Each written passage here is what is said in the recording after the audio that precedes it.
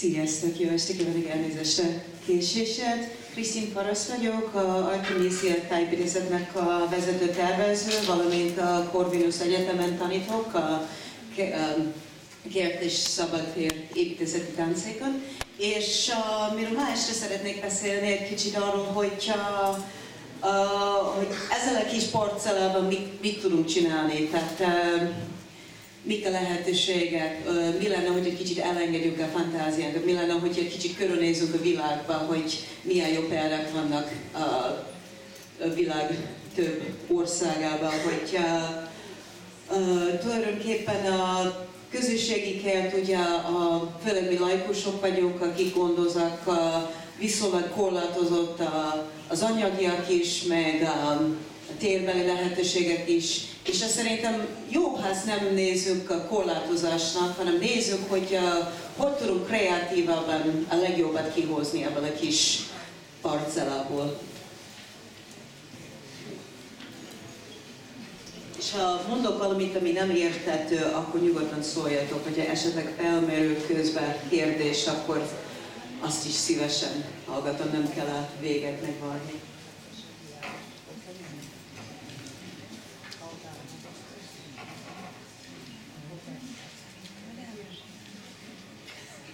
Elnézést, nem az én gépem. Na, jó, oké. Na, akkor New Yorkkal kezdjük. New Yorkban egy pár ezer közösségi kert található. Lehet látni, ez csak egy kis rész az egész városnak, ahol több mint 10 millióan laknak. És lehet látni, hogy mennyire sűrűn vannak egymás mellett a közösségi kertek. És nagyon érdekes példák vannak, mert hisz New York ugye tele van bevándorló közösségekkel, és azok próbálnak a kinti országokból valamit behozni az új otthonba. Tehát közösségi kertekben nagyon-nagyon nagy a biodiverzitás, mert olyan zöldségek, meg a fűszerek, meg növények lehet látni, ami boltban se kapható.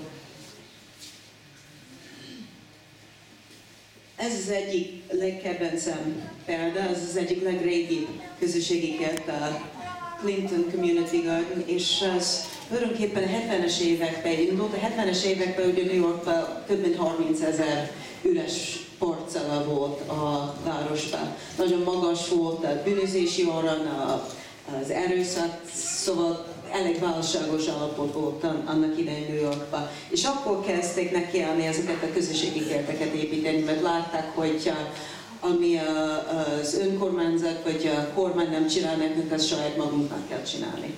És Clinton az egyik legelső közösségi kert, mindösszesen kb. 1500 négyzetméteres, szóval nem egy nagy területről van szó, és mégis mennyi mindent lehet találni. Vannak egyik parcellák is, ahol zöldségeket lehet termeszteni, ugyanúgy, mint a lecsós kertben éves szerződés alapján lehet bérelni, meg vannak közös részek is, ahol mindenféle esemény kerül sor. És az egy idézett az egyik kuratóriumi tagtól, hogy ez nem, egy közösségi kertnek nem elég ahhoz, hogy csak zöld legyen. Szóval egy etikai küldetetés kell, hogy legyen a közösségi kertnek. Szóval ezt indokolni kell egy ennyire sűrűn beépített és belakott városba, hogy miért pont itt egy közösségi kert. Tehát miért egy közösségi kert a legjobb, legindokoltabb a funkció ennek a teleknek.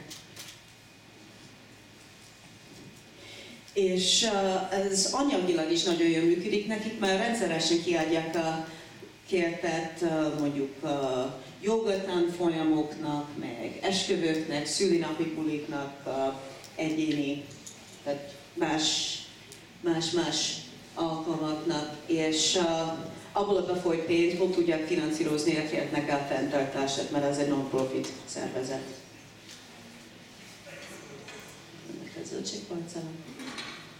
Ez egy másik kert, aminek nem tudom a nevét, de szerintem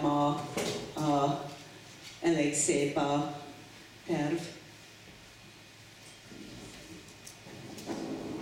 Ezt úgy hívnak, hogy az All People's Garden, és az egy viszonylag kicsi terület, és mégis az egy csepp természetpont az épületek között.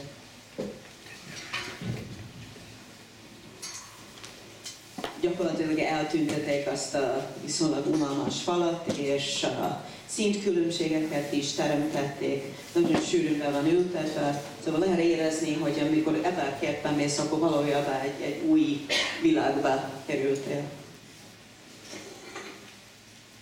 Kívül.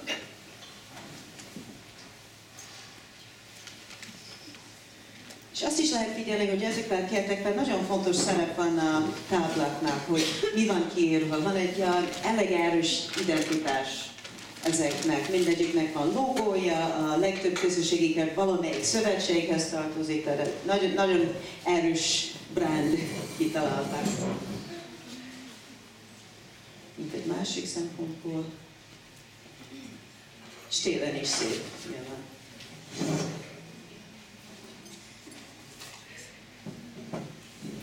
Nem tudom, kik látták azt a, nem emlékszem, mi volt a magyar címe, de a You've Got Mail című filmben pont ez a kert szerepelt, tehát így sétált a Tom Hanks és a Meg Ryan valamelyik jelenetben. És érdekes módon itt a közösségi kertekben nem csak a zöldségek fontosak, hanem a dísznövények is. New Yorkban viszonylag kevés zöld felület van, egy szemre jutó legalább. Tehát nagy felületek vannak, mint például a Central Park, de viszonylag alacsony az arányhoz képest, hogy hányan laknak. És akkor minden kis csepp zöld nagyon sokat számít. És itt lehet látni, hogy a legkevésbé ideális telkeken is lehet szép kerteket kialakítani. Rengeteg New Yorkban az ilyen hosszú, vékony telek, ahol esetleg egyszer volt egy ház vagy valamit, és abból kertet csináltak, és tényleg ahhoz képest, hogy milyen alakú telekről van szó, egy viszonylag nagy, tágas, szép kertet sikerült kialakítani. Most Washingtonra megyünk, ott is elég sűrűn vannak közösségi kertek, és Washingtonban is elég jelentős bevándorlói közösségekről van szó. Tényleg nagyon sokan vannak. Köszönöm.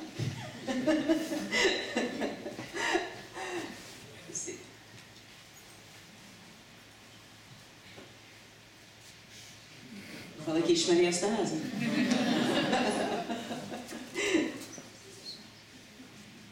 Szóval szerencsére a mostani elnöknek a felesége, tehát a Michelle Obama First Lady, nagyon nyomja ezt a közösségi kert ügyet, meg a saját zöldséget termeszteni ügyet. Hisz nálunk, meg itt lassan itt is, a gyerekkori hízás egy elég jelentős népegészségügyi probléma, és az egyik megoldás az, hogyha a gyerekek úgy nőnek fel, hogy tudnak saját zöldséget termelni, akkor jobban fogják megszeretni a zöldségeket, és azt fogják választani. És szerintem fontos arra felhívni a figyelmét, hogy a közösségi kertek nem ilyen eldugott helyeken vannak, hisz a leglátványos telkeken találhatóak itt az egyik legfontosabb múzeummal szemben, meg a Fekete-házzal is.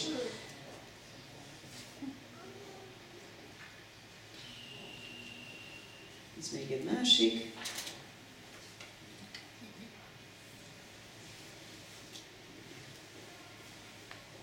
És most Detroitba érkeztünk. Nem tudom, mennyire ismeritek, a Detroit tulajdonképpen a urbanisztikai szempontból talán nálunk az egyik legnagyobb kudarc.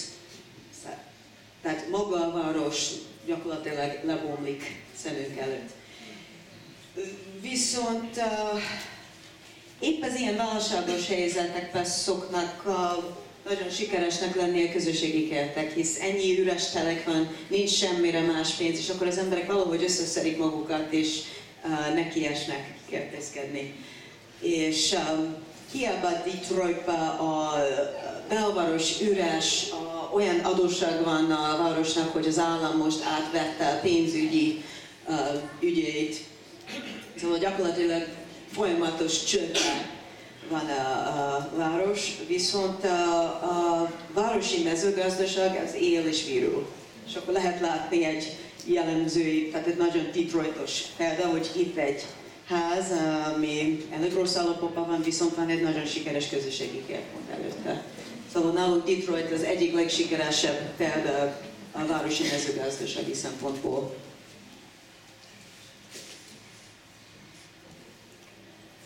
Szóval most senki nem épít semmit Detroitba, semmilyen fejlesztés nincs, azt jelenti, hogy egy kukorica mezőt is lehet ültetni a város kevés közöttben. Mi nem rossz, ez jobb, mint még egy pláza, nem?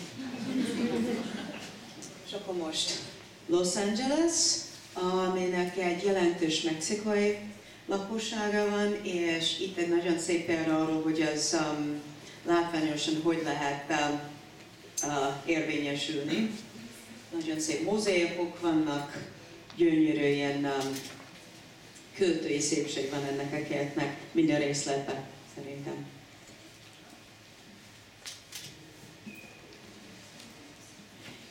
Itt a művészet, tehát a képzőművészetnek kimondottan fontos szerepe van.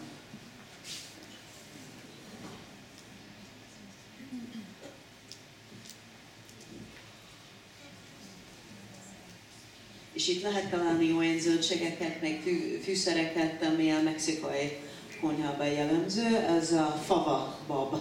És milyen szép, hogy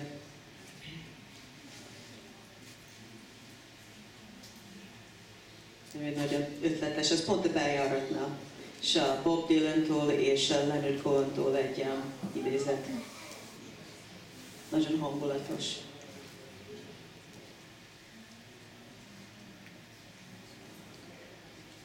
Ez egy hasonló példa, ez a 80-as évek óta létezik Philadelphiában, az egy nagyon hátrányos kerületbe jött létre, egy művész tulajdonképpen megalapította, és tulajdonképpen nem a zöldség termesztésnek a fontos szerepe, hanem a művészet, a virágokat, tehát ennek a célja az, hogy minél színesebb és látványosabb legyen.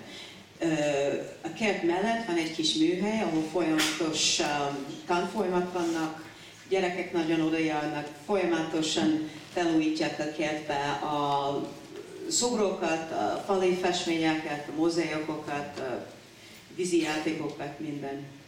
Tehát nagyon színes, hangulatos hely.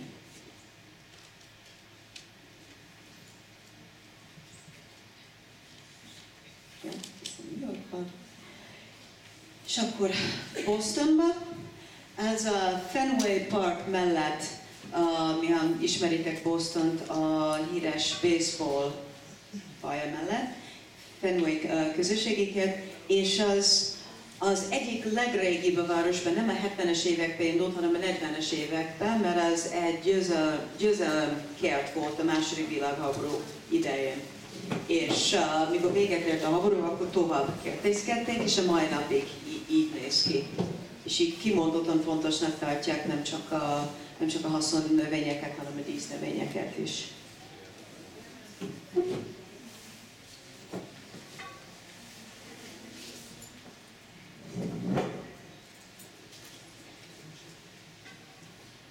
És így lehet már látni pontosan mennyire közel vagyunk a belvároshoz. És itt csak egyéni parcellák vannak, viszont mégis van egy közös hangulat. És akkor is, ha nincs saját parcella, nyugodtan mehetsz oda sétálni, körülnézni, nagyon nyitott, nagyon csábító egy hely.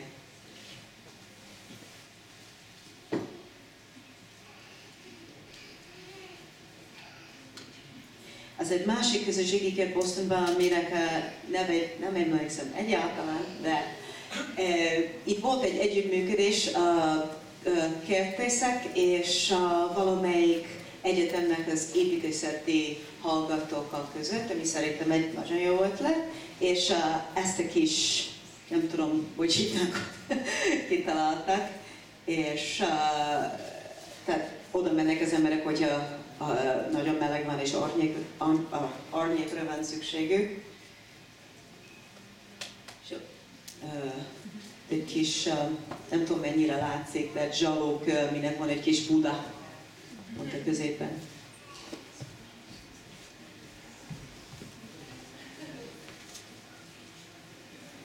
ugyanúgy Bostonban van egy nagyon erős közös identitás a közösségi kertek között. Mindegyiknek egy tag a Boston védett természet hálózatnak, milyen non-profit szervezet, és mindegyiknek ugyanaz a logója van, ugyanazok a táblák vannak mindenhol. És ezt fontosnak tartom, mert ez egyfajta összefogás. Így nem csak egy közösségi kertről van szó, hanem ez egy egész szövetség. Ez egy nagyon jó ötlet, hogy újra hasznosított kőpillereket kaptak, és akkor ebben vannak a parcelák értek.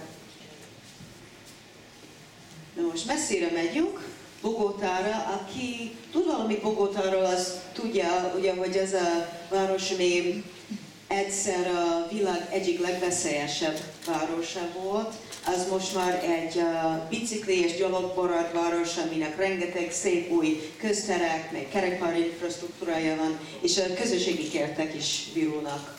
És egyszer találkoztam egy kolumbiai hallgatóval, egy nemzetközi csapatban, ahol oktatok Németországban, és én kérdeztem tőle, hogy van ez a közösségi kert dolog nálunk, és azt mondta, hogy náluk kerítése kell, mert ennek az országnak egy ennyire erőszakos, szörnyű múltja van, hogy mindent védenek, ami virág, ami zöldség, ami kert, hogy ez nagyon fontosnak tartják, hogy nem akarnak visszamenni arra a nagyon erőszakos múltra, és nagyon védenek mindent, ami zöld. És ez az egyik sok közösségi kert közül. Ez viszont Haitiben van, napvárosban, és ez tulajdonképpen gumiabroncs. Én nem biztos, hogy ennek zöldséget emiattől. Nem mindegy, hogy miben ültetjük. Inkább egy ilyen kertet hoznak létre, szerintem inkább dísznövényeket ültetnék. Mégis jó az ötlet, csak vigyázni kell, hogy miben ültetjük, amit fogunk enni. De látványos. Lehet, hogy bélelni lehet valamiben, nem tudom, nekem tetszik, ahogy néz ki, csak biztos, hogy praktikus. Melbourne-ban.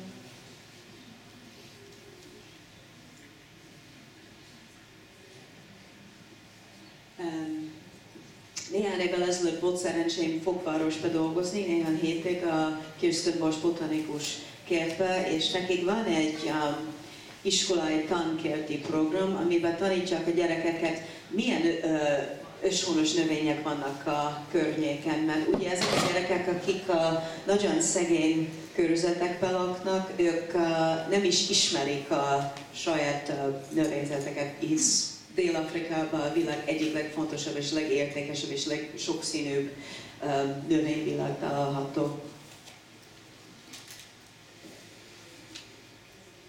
És ennek a kertnek az értéke tulajdonképpen nem az, hogy ehető, mert nem ehető, viszont nagyon látványos, és ettől sokkal kellemesebb és sokkal élhetőbb az iskolai udvar. Mert lehet látni a kerítésen kívül, hogy a környék körülbelül hogy néz ki.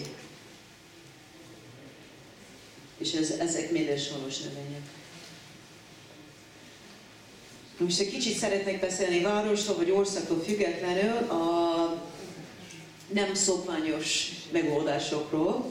Itt egy tök jó ötlet, ez egy tetőkert tulajdonképpen, és ezek a gyerekmedencék. És ebbe ültették a különféle salátát. Itt egy másik. Ugye akkor is viszonylag olcsó és egyszerű anyagokat használunk, az, hogy szépen kékre vagy más színre vannak festve, és van egy ilyen monokrom hátás, attól sokkal-sokkal látványosabb szerintem. Nem úgy néz ki, mint valamit, amit összedobtak, hanem tényleg ennek koncepciója van, és nem nagy költségről van szó, és ezzel tartom nagyon jó ötlet a design szempontból.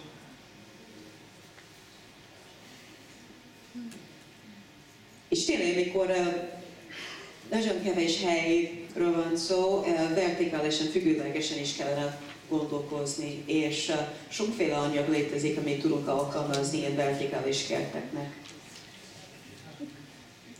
Én egyszer láttam egy olyat, ami egy IKEA cipőtartóból csinálta. Ez tök jó volt.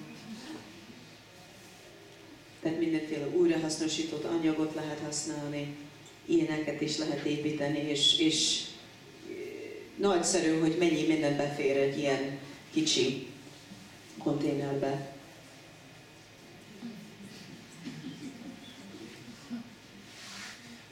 Alig van semmi, amit nem lehet valahogy alkalmazni a kertbe, azt hiszem.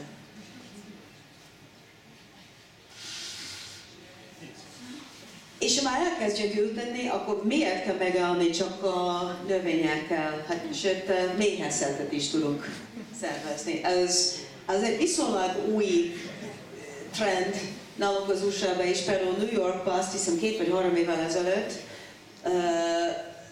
legális lett a városon belüli méhészet fenntartást. Eddig hivatalosan a méhecske egy veszélyes állatnak számított, sajnos.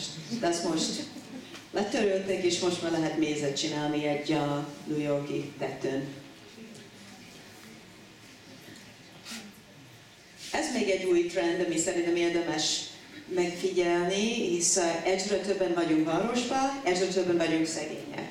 És van egy nagyon szerintem egészséges és új trend, amiben ezeket a lakótelepeket, amit terveznek a hátrányos helyzetű embereknek, nem feltétlenül sötét, vagy szürkék, vagy lakhatatlanak, hanem tényleg szépek, használhatók, egészségesek és élhetőek. És nem emlékszem ennek mi a neve, de várj, ez a Via Verde, igen, úgy hívnak, hogy Via Verde, szóval zöld út. Ez a Bronxban van egy barna mezős területen tulajdonképpen, ezt most rehabilitálták, és egy olyan lakótelepet hozták létre viszonylag szegény embereknek, amiben több ezer négyzetméternyi tetőkert van, parcelláskert, minden. Szóval úgy van kitalálva, hogy aki ott lakik, az egy egészséges és kellemes életet élhessen. Mert attól, hogy valaki szegény, akkor miért nem. Most erre nem tudom milyen neve, de ez egy hasonló kezdeményezés. Ez hátrányos helyzetű embereknek van megtervezve, de hatalmas tetőkert van, amiben mindegyik lakónak jut egy parcella.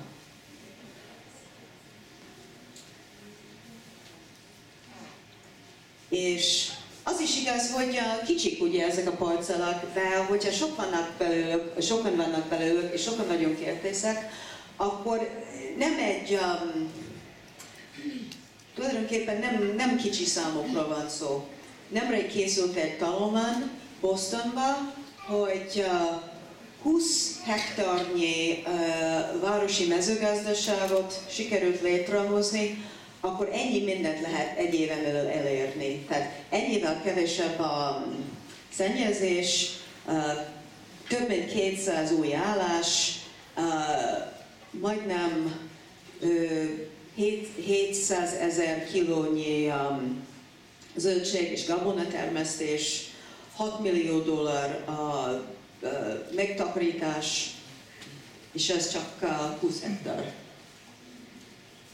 Hát lehet, hogy ezek kicsi lépések, de elég jelentős eredményt tudunk elérni, hogyha elég sokan vagyunk. És akkor nagyon szépen köszönöm a figyelmet.